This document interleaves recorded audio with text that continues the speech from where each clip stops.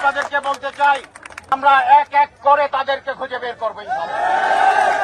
আমি নিশ্চয়তা দিতে চাই, এখানে যারা পুলিশ আছে রেসপন্স করতে দেরি করেছে তাদের প্রত্যেকের বিরুদ্ধে আমি ব্যবস্থা নিব। আমি শুনেছি 2 ঘন্টা পরে আমার ওসি আপনাদেরকে ডাকে সাড়া দিয়েছেন।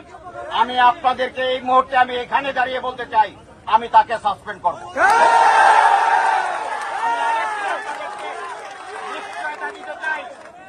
আমি নিশ্চয়তা দিতে চাই, যারা এই ফেসিবাদের সাথে আঘাত করবে তাদেরকে পুলিশের চাকরিতে করতে দেওয়া যাবে না, চাকরি করবে না।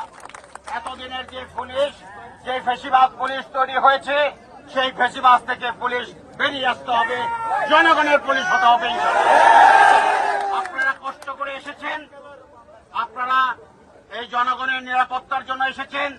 যাদেরকে এইভাবে পিটেল, গত 17 বছর যাবৎ আপনাদেরকে অন্যায়ভাবে অত্যাচার করেছে, এই দেশের উপর জুলুম করেছে, এখনো তারা মাথা চারা দিচ্ছে।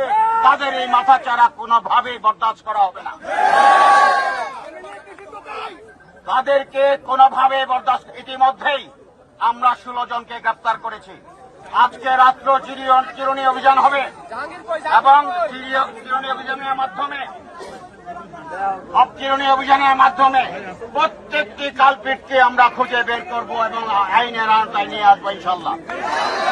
আপনারা জানেন, ইতিমধ্যে মন্ত্রণালয় সিদ্ধান্ত নিয়েছে, স্বরাষ্ট্র মন্ত্রণালয় সিদ্ধান্ত নিয়েছে।